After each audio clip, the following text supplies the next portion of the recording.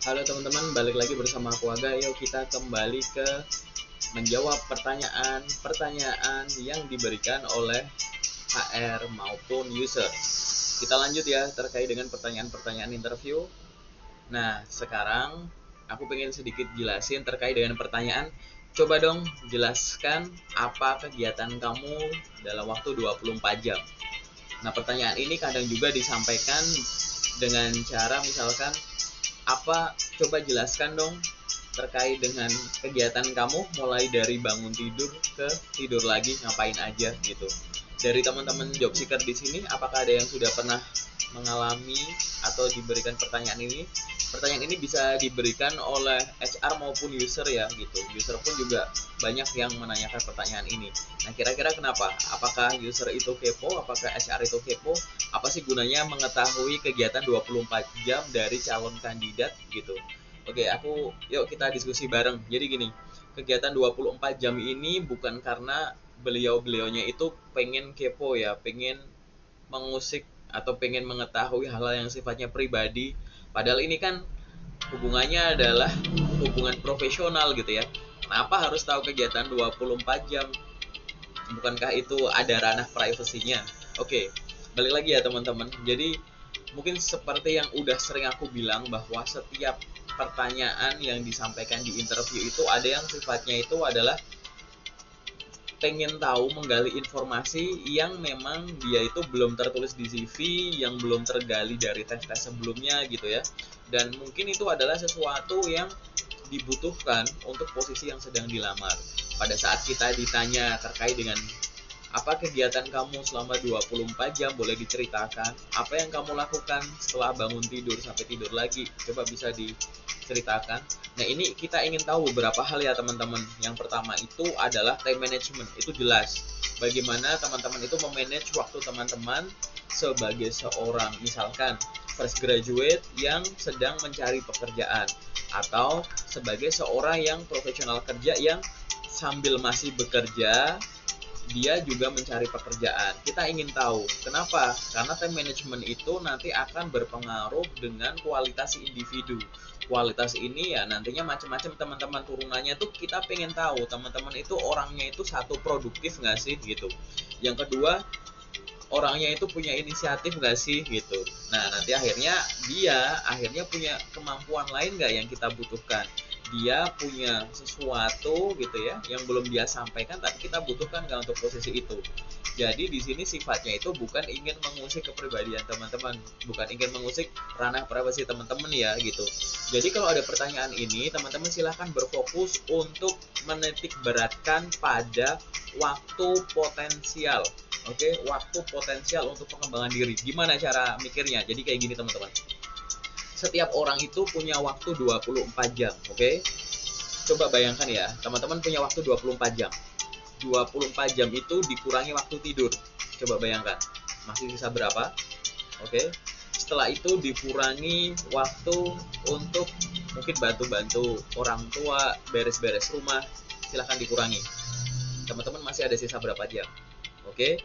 Kemudian silahkan kurangi waktu untuk me time, untuk bersantai, untuk memanjakan diri gitu, untuk self healing gitu ya bahasanya. Oke, silahkan dikurangi. Sekarang kira-kira waktunya udah ada berapa? Oke, nah waktu inilah yang aku sebut sebagai waktu produktif potensial lah gitu, waktu produktif potensial.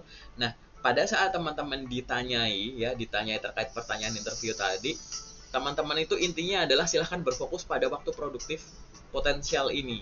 Karena gini, harapannya adalah waktu produktif potensial ini teman-teman dijelaskan dengan cara dibagi menjadi dua. Ingat ya, bagi jadi dua ini tidak harus 50-50. Ada porsi yang teman-teman gunakan untuk mencari pekerjaan, ada porsi yang teman-teman gunakan untuk pengembangan diri, meningkatkan skill.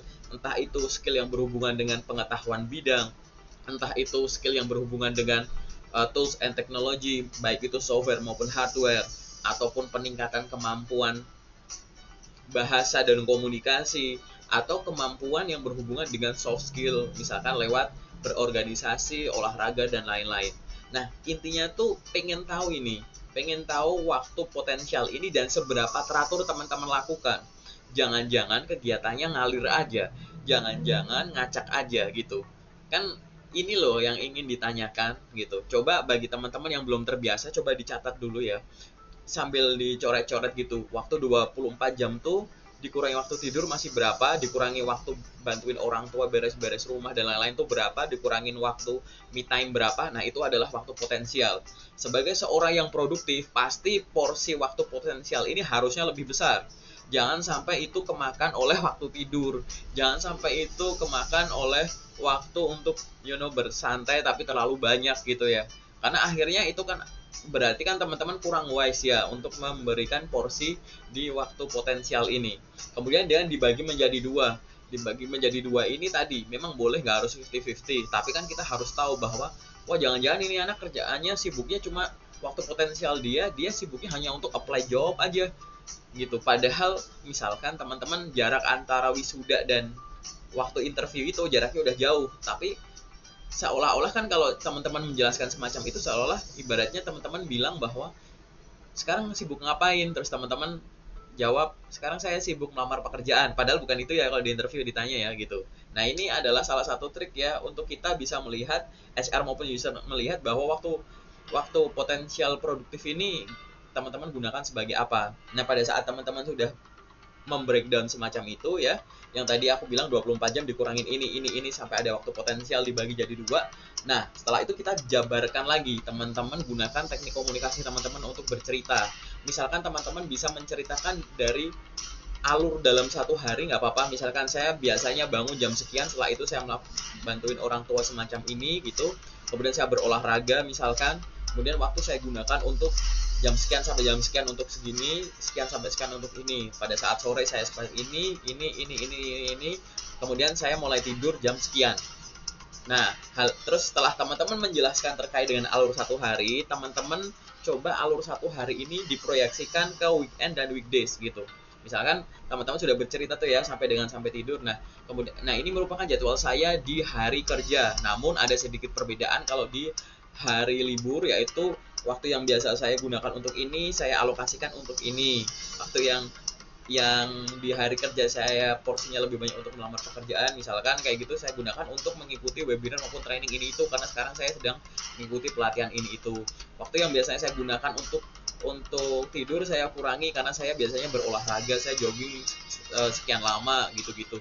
Jadi tadi ya, teman-teman pahami dulu waktu produktif potensialnya teman-teman, setelah itu dijabarkan dalam waktu satu hari, setelah itu diproyeksikan menjadi kegiatan di weekend dan weekdays, dan itu disampaikan dengan gaya teman-teman. Ingat, jawaban ini tidak harus melulu berhubungan dengan saya itu belajar ini itu, enggak. Yang penting kita melihat bagaimana teman-teman memanage waktunya, bagaimana keteraturan di dalamnya, bagaimana teman-teman menunjukkan bahwa saya itu produktif, saya punya inisiatif, dan setiap kegiatan yang saya lakukan itu ada keteraturannya, bukan yang ngalir aja, karena saya memiliki kemampuan pemanage waktu yang baik gitu ya.